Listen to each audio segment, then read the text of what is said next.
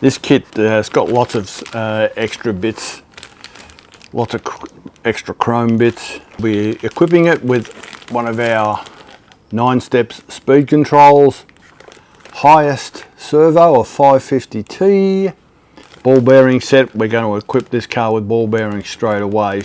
Always recommend this. It's a small investment. Your car will go faster and it will last longer. Let's see where we're at. I love Tamiya instructions. Are just, they're the benchmark.